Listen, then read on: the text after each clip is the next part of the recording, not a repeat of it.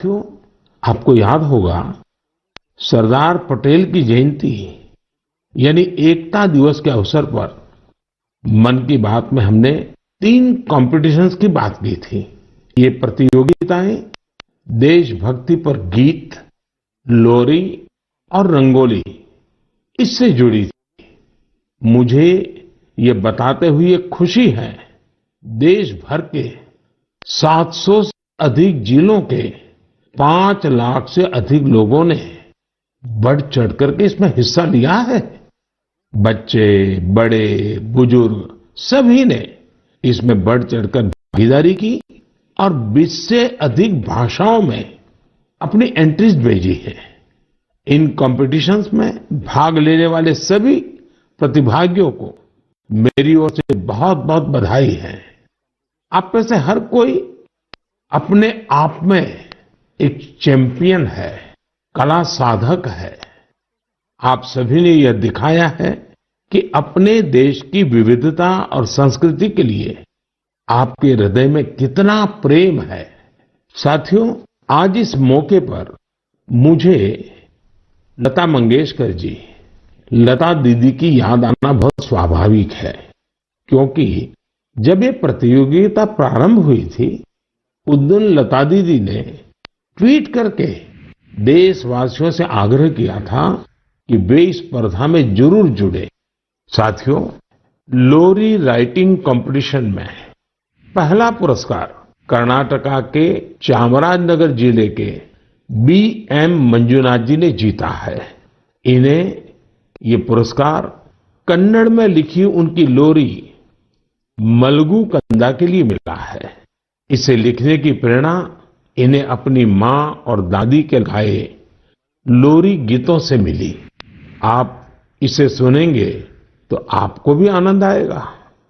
मलगु कंद मलगु ಕೂಸೆ ಮಲಗು ನನ್ನ ಜಾಣ ಮರಿಯೇ ಹಗಲು ಕಳೆದು ಈರುಳು ನೆರೆದು ನಿದಿರ ದೇವೆ ಬರುವಳಯ್ಯ ತಾರೆಗಳ ತೋಟದಿಂದ ಕನಸು ಕೊಯ್ದು ತರುವಳಯ್ಯ ಮಲಗು ಕಂದ ಮಲಗು ಕೂಸೆ ಜೋ ಜೋ ಜೋ ಜೋ। असम में कामरूप जिले के रहने दिनेश गोवाला जी ने इस प्रतियोगिता में सेकंड प्राइज जीता है।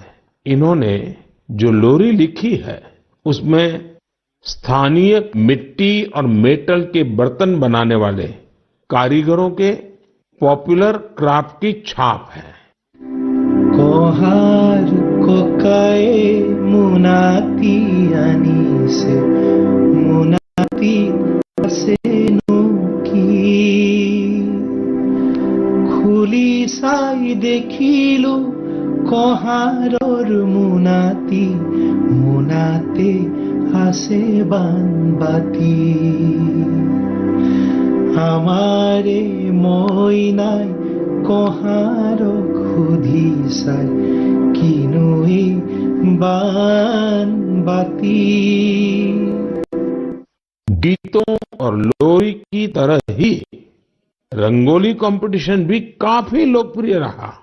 इसमें हिस्सा लेने वालों ने एक से बढ़कर एक सुंदर रंगोली बनाकर भेजी।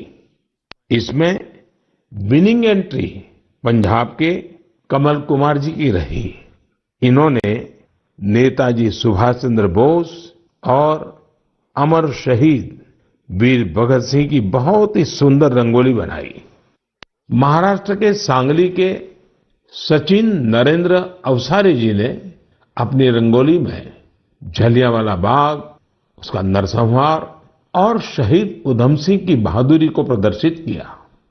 गोवा के रहने वाले गुरुदत्त वांटेकर जी ने गांधी जी की रंगोली बनाई, जबकि पुडुचेरी के मालातिसेल्वन जी ने भी आजादी के कई महान सेनानियों पर अपना फोकस रखा।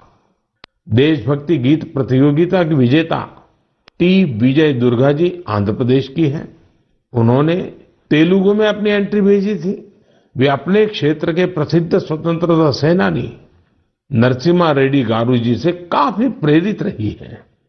आप भी सुनिए विजय दुर्गा जी की एंट्री का यह हिस्सा। रेनाडी सूर्युडा वीर नरसिंहुडा भारत स्वातंत्र्य समरपु अंकुरानिवि नीवुरा अंकुशानिवि नीवुरा अंकुशानिवि नीवुरा తెల్లదొరల నీతి లేని నిరంకుశపు దమన కాండకు సలసలమని మరిగిన నీ నెత్తుటి ఎర్రని కాకలు రేనాటి సూర్యుడా వీర నరసింహుడా। तेलुगु के बाद अब मैं आपको मैथिली में एक क्लिप सुनाता हूं। इसे दीपक वत्स जी ने भेजा है। उन्होंने भी इस प्रतियोगिता में पुरस्कार जीता है। भारत दुनियाक शान छैयो भैया हमर देश महान छै। तीन बगल छै समुद्र से घेरल उत्तर में कैलाश बलवान छै। गंगा यमुना कृष्णा कावेरी कोसी कमला बलान छै। हमर देश महान छैयो भैया तिरंगे में बसल प्राण छै। साथियों, मुझे उम्मीद है आपको ये पसंद आई होगी। प्रतियोगिता में आई इस तरह की एंट्रीज की लिस्ट बहुत लंबी है। आप संस्कृति मंत्रालय की वेबसाइट पर जाकर इन्हें अपने परिवार के साथ देखें और सुनें। आपको बहुत प्रेरणा मिलेगी। मेरे प्यारे देशवासियों, बात बनारस की हो, शहनाई की हो, उस्ताद बिस्मिल्लाह खान जी की हो, तो स्वाभाविक है कि मेरा ध्यान उस तरफ जाएगा ही।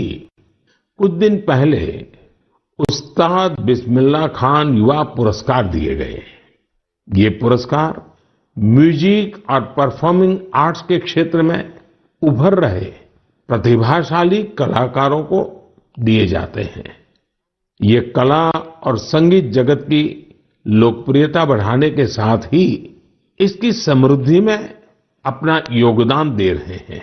इनमें वे कलाकार भी शामिल हैं जिन्होंने उन इंस्ट्रूमेंट्स में नई जान फूंकी है जिनकी पॉपुलैरिटी समय के साथ कम होती जा रही थी।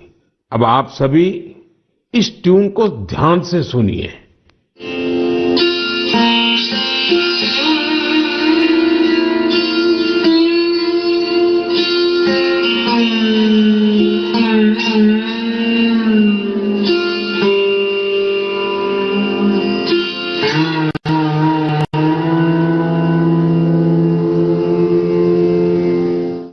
क्या आप जानते हैं ये कौन सा इंस्ट्रूमेंट है?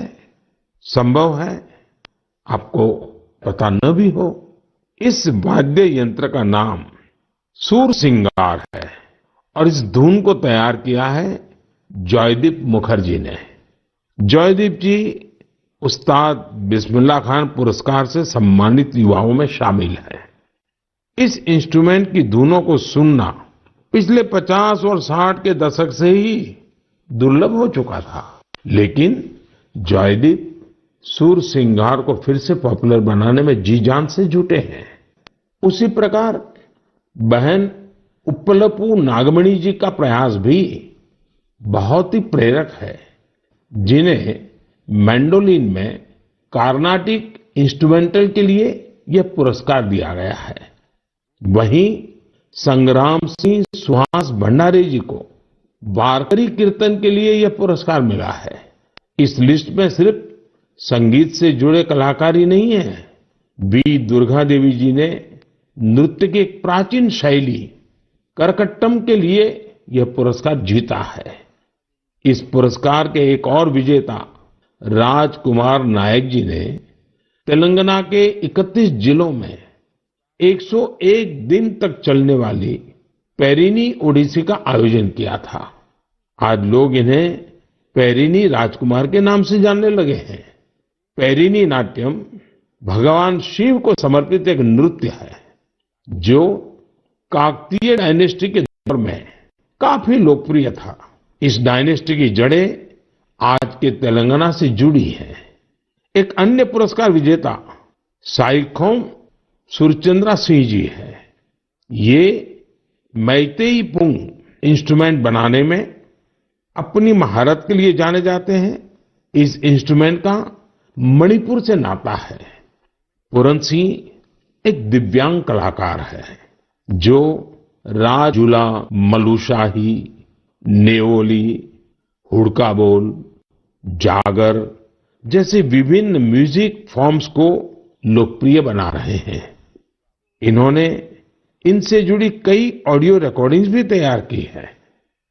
उत्तराखंड के फोक म्यूजिक में अपनी प्रतिभा का प्रदर्शन कर पूरन सिंह जी ने कई पुरस्कार भी जीते हैं। समय की सीमा के चलते मैं यहाँ सभी अवार्डीज की बातें भले न कर पाऊं, लेकिन मुझे विश्वास है कि आप उनके बारे में जरूर पढ़ेंगे। मुझे उम्मीद है कि ये सभी कलाकार परफॉर्मिंग आर्ट्स को और पॉपुलर बनाने के लिए ग्रास रूट्स पर सभी को प्रेरित करते रहेंगे। मेरे प्यारे देशवासियों, तेजी से आगे बढ़ते हमारे देश में डिजिटल इंडिया की ताकत कोने कोने में दिख रही है। डिजिटल इंडिया की शक्ति को घर घर पहुंचाने में अलग अलग ऐप्स की बड़ी भूमिका होती है। ऐसा ही एक ऐप है ई संजीवनी। इस ऐप से टेली कंसल्टेशन यानी दूर बैठे वीडियो कॉन्फ्रेंस के माध्यम से डॉक्टर से अपनी बीमारी के बारे में सलाह कर सकते हैं। इस ऐप का उपयोग करके अब तक टेली कंसल्टेशंस करने वालों की संख्या 10 करोड़ के आंकड़े को पार कर गई है। आप कल्पना कर सकते हैं, वीडियो कॉन्फ्रेंस के माध्यम से 10 करोड़ कंसल्टेशंस, मरीज और डॉक्टर के साथ अद्भुत नाता। ये बहुत बड़ी अचीवमेंट है। इस उपलब्धि के लिए मैं सभी डॉक्टरों और इस सुविधा का लाभ उठाने वाले मरीजों को बहुत बहुत बधाई देता हूं। भारत के लोगों ने तकनीक को कैसे अपने जीवन का हिस्सा बनाया है, ये इसका जीता जागता उदाहरण है। हमने देखा है कि कोरोना के काल में ई संजीवनी ऐप, इसके जरिए टेली कंसल्टेशन लोगों के लिए एक बड़ा वरदान साबित हुआ है। मेरा भी मन हुआ कि क्यों ना इसके बारे में मन की बात में हम एक डॉक्टर और एक मरीज से बात करें, संवाद करें और आप तक बात को पहुंचाएं। हमें जानने की कोशिश करें कि टेली कंसल्टेशन लोगों के लिए आखिर कितना प्रभावी रहा है। हमारे साथ सिक्किम से डॉक्टर मदन मणि जी हैं।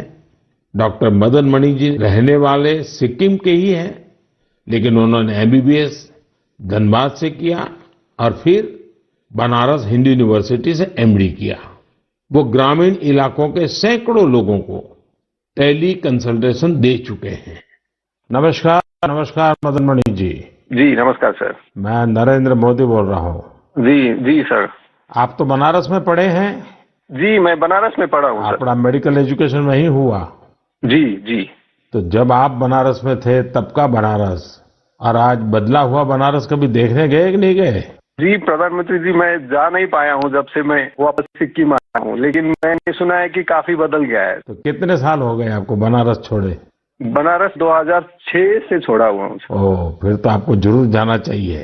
जी जी। अच्छा, मैंने फोन तो इसलिए किया कि आप सिक्किम के अंदर दूर सुदूर पहाड़ों में रह करके वहाँ के लोगों को टेली कंसल्टेशन का बहुत बड़ी सेवाएं दे रहे हैं। जी। मैं मन की बात के श्रोताओं को आपका अनुभव सुनाना चाहता हूँ। जी। जरा मुझे बताइए कैसा अनुभव रहा है? अनुभव बहुत बढ़िया रहा प्रधानमंत्री जी। क्या है कि सिक्किम में बहुत नजदीक का जो पीएचसी है, वहाँ जाने के लिए भी लोगों को गाड़ी में चढ़ के कम से कम 100-200 रुपया लेके जाना पड़ता है और डॉक्टर मिले नहीं मिले, ये भी एक प्रॉब्लम है। तो टेली कंसल्टेशन के माध्यम से लोग हम लोग से सीधे जुड़ जाते हैं। दूर दराज के लोग हेल्थ एंड वेलनेस सेंटर के जो CHOs होते हैं, वो लोग हम लोग से कनेक्ट करवा देते हैं और हम लोग का जो पुराने उनके बीमारी है, उनकी रिपोर्ट्स, उनका अभी का प्रेजेंट कंडीशन, सारी चीजें हम लोग को वो बता देते हैं। यानी डॉक्यूमेंट ट्रांसफर करते हैं?